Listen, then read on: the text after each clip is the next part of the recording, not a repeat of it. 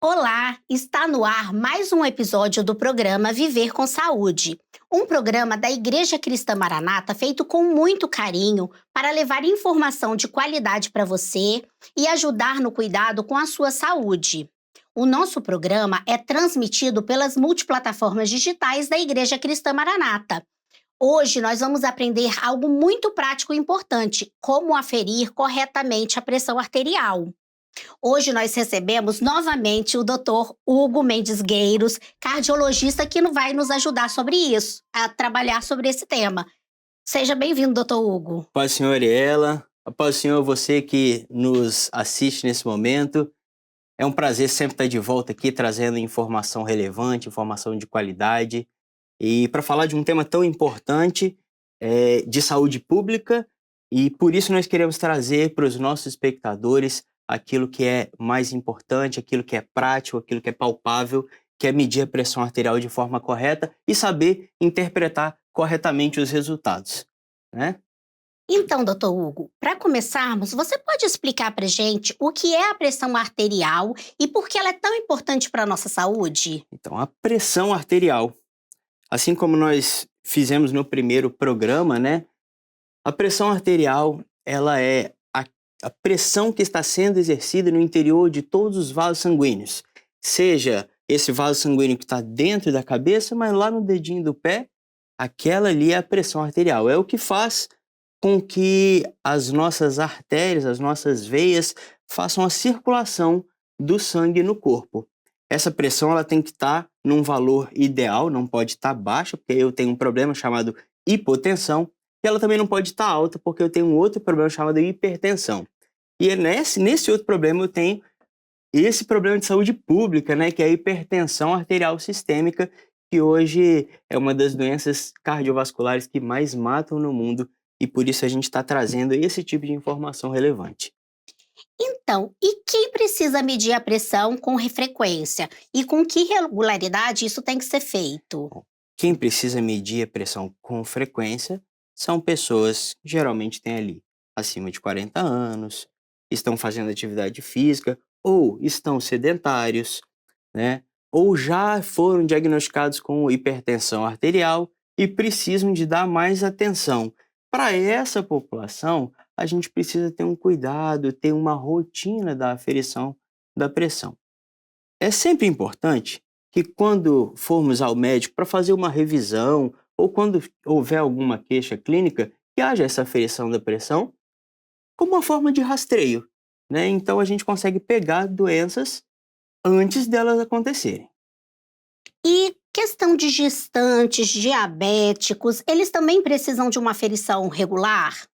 As gestantes, com certeza, né? As gestantes, elas têm esse programa que é o pré-natal, né? Até o 7º mês é uma consulta por mês, depois tem consultas quinzenais, depois tem consultas semanais, e essa periodicidade, como vai diminuindo, é o momento em que existem mais intercorrências. Então, essa consulta semanal ali no pré-natal é importante porque vai medir a pressão, vai ver se a pressão está subindo no final da gestação, que é a coisa esperada, né, por causa das modificações da gestação. Mas o diabético não tem essa necessidade sempre. É importante medir quando estiver dentro da consulta, dentro da unidade de saúde, sempre quando puder medir, aí faz a aferição, né? Nós sabemos que existem vários tipos de aparelho de pressão, né? Quais são os mais recomendados para uso em casa? Joia. Isso é uma polêmica, e hoje que nós viemos construir aqui essa informação e Sim. desconstruir algumas que já estão enraizadas dentro da sociedade. Para isso, a gente trouxe alguns aparelhos de pressão, a gente trouxe aparelhos digitais, que são esses dois aqui, e aparelhos analógicos, né? O nome técnico desse aparelho aqui é o esfigmomanômetro, né?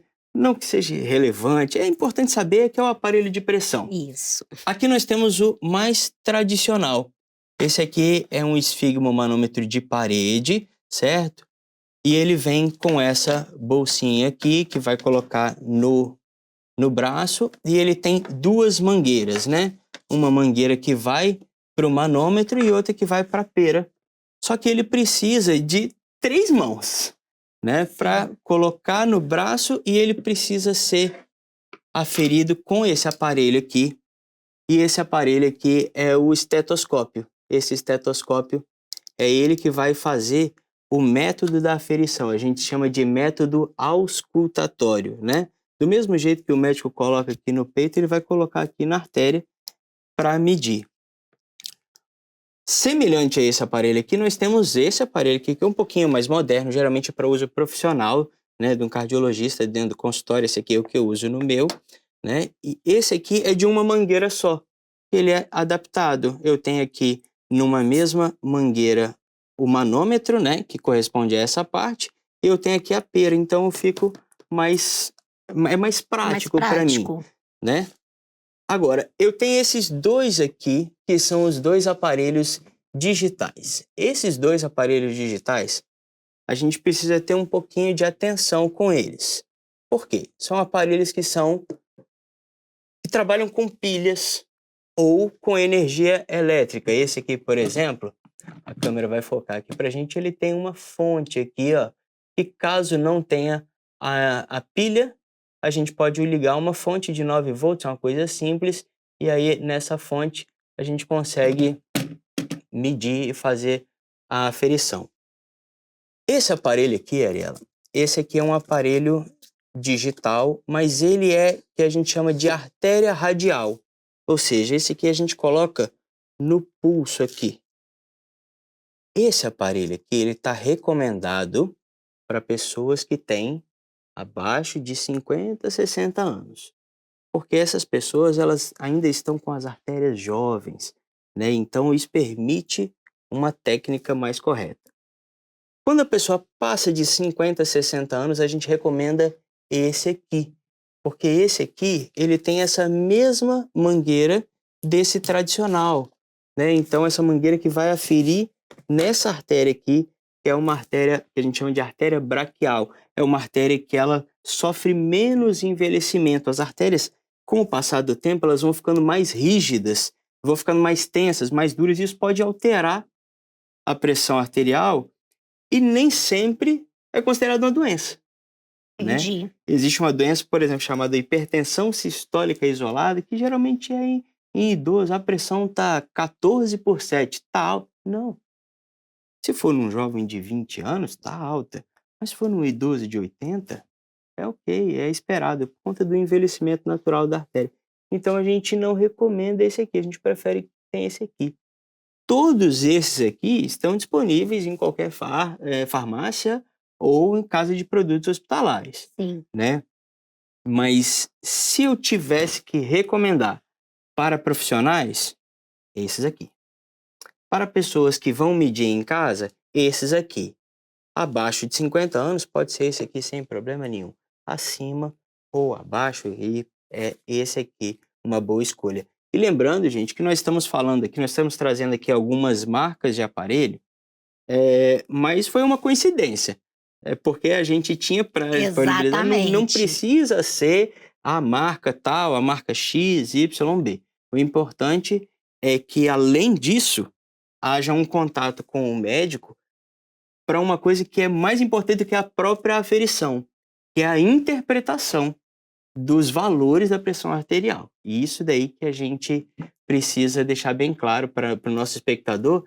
A gente não tem apoio em nenhuma dessas marcas, mas a gente faz questão de trazer informação tanto para a aferição, mas para a interpretação, que acho que é mais importante Claro, ainda. que é muito importante. Não adianta a gente medir e não saber o que fazer com o resultado, né? Exatamente. A gente pode agora mostrar para o nosso público como fazer corretamente essa aferição da pressão? Podemos. Você pode também nos ensinar, conduzindo passo a passo de como fazer, as orientações, as dicas de como agir nessa situação? Podemos. E para isso, nós vamos escolher esses aparelhos aqui, porque são os aparelhos que a gente mais vê na nossa população, principalmente esse aqui. Então, como nós vamos ensinar uma grande parte da população, nós vamos colocar esse aqui, que é o que a gente tem de mais comum, certo? Agora nós vamos medir a pressão e ensinar você que está aí em casa, nosso espectador a medir corretamente. Para isso, nós vamos usar um aparelho que é o aparelho convencional e depois nós vamos fazer com o aparelho digital, que nós já falamos aqui. Bom, para começo, todo aparelho tem isso aqui, que é uma seta indicativa que vai passar nessa artéria aqui. E para isso eu vou posicionar esse aparelho dessa posição.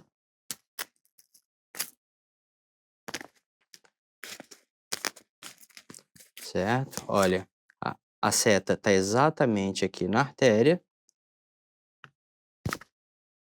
E eu vou fazer a técnica mais simples. Eu vou fazer a técnica auscultatória. Eu vou colocar aqui. Lembrando que ela precisa agora estar com as pernas para frente e não podem estar cruzadas. E aí eu vou inflar. Eu vou inflar.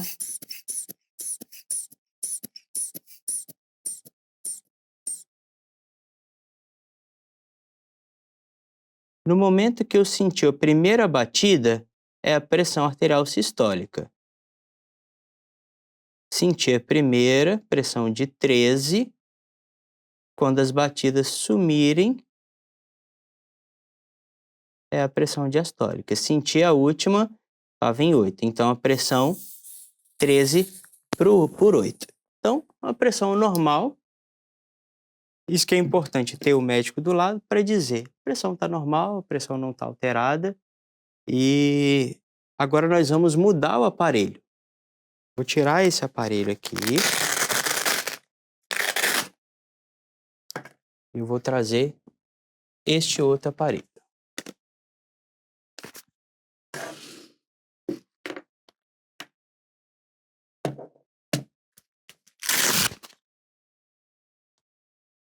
Esse aparelho, ele não tem a setinha indicando, mas ele tem essa bolinha aqui, que é fundamental. Então, nós vamos colocar o braço aqui dentro.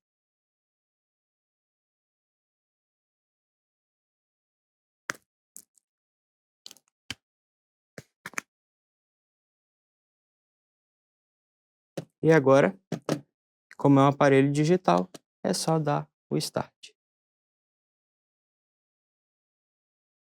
O aparelho está marcando sozinho. Aqui no aparelho, ele já mostra que a aferição vai ser fidedigna, porque ele tem aqui um OK, quer dizer que o aparelho está regulado e que ele está na posição correta.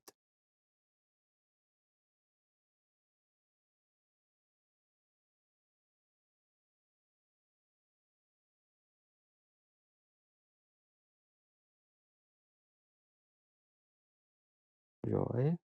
Aí ele vai nos dar o resultado aqui. Isso. Perfeito. Tá joia, pressão. Vai tirar.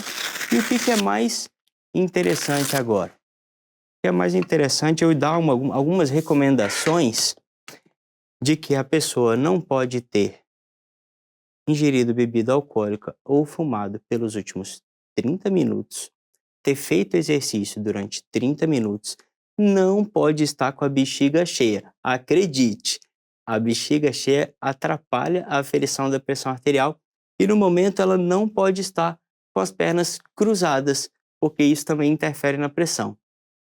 Agora que nós aprendemos como aferir a pressão, eu queria saber como a gente pode interpretar esses números que aparecem no aparelho. Quais são os valores normais? Quando é preciso procurar um médico? Você pode nos ensinar isso? Para demonstrar, eu vou demonstrar nesse aparelho aqui porque ele me gera uma memória.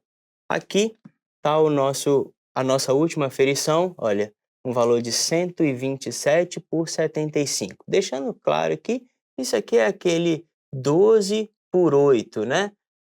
E aqui são os batimentos, a frequência cardíaca do paciente. Esse aqui estava um pouquinho acelerado, viu? Está 111. O ideal é de 60 a 100, né? Então, quais são os valores ideais? Isso daí é individual.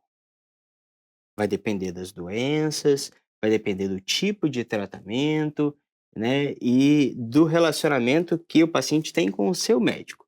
Mas o que eu posso deixar claro é que esses valores aqui, ó, próximo de 12 por 8 ou até menores que 12/8 são valores que têm mais segurança.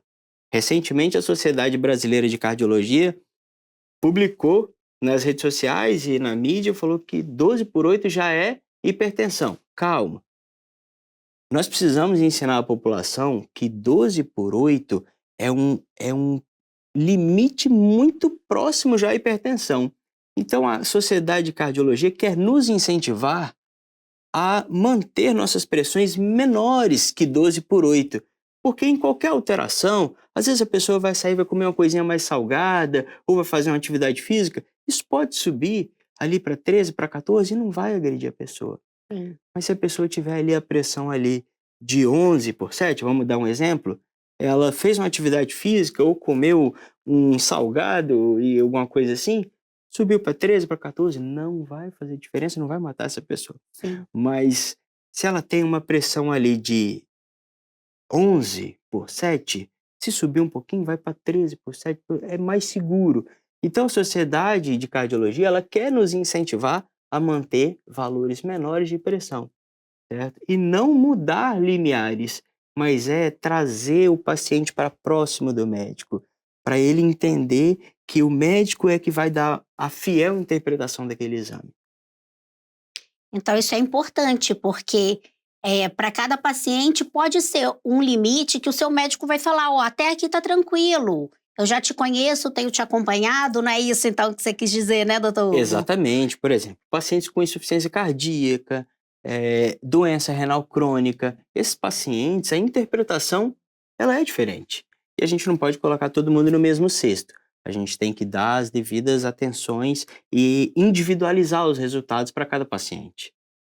Para encerrar, o senhor gostaria de deixar uma mensagem para quem quer cuidar melhor da saúde do coração? Claro, olha, o nosso objetivo aqui no Viver com Saúde, que é o nome desse programa, é trazer informação de qualidade para os nossos espectadores. Então, para isso, a gente recomenda sempre prática de atividade física. Se já tem alguma doença, tomar os remédios regularmente, conforme a prescrição. Controlar o estresse, manter bons hábitos de sono. E para isso, Ariela, eu vou até deixar um convite, o programa Viver com Saúde tem muita informação a respeito disso, informação de qualidade, Sim. e o nosso convite é que você assista Maratone Viver com Saúde, porque nesse programa tem muita qualidade para você. Às vezes está longe de um hospital, está longe de um centro de saúde e tem informação aí na palma da sua mão, no seu celular, no canal do YouTube, tem muito conteúdo relevante, conteúdo com nível de evidência, que é o que nós temos tentado fazer aqui no Viver com Saúde. Doutor Hugo, muito obrigada pela sua presença aqui, por tantos ensinamentos que você tem trazido para o nosso público. Também agradeço a você que nos acompanhou de forma especial, que tem assistido o programa, que tem comentado. Se você gostou desse conteúdo, curta, comente, compartilhe com quem precisa dessas informações. Não se esqueça de se inscrever no canal da Igreja Cristã Maranata no YouTube. E deixe nos seus comentários sugestões de temas que vocês desejam ver aqui no programa Viver com Saúde. Até a próxima e lembre-se, cuidar da saúde também é um ato de fé e sabedoria. Que Deus te abençoe e a paz do Senhor.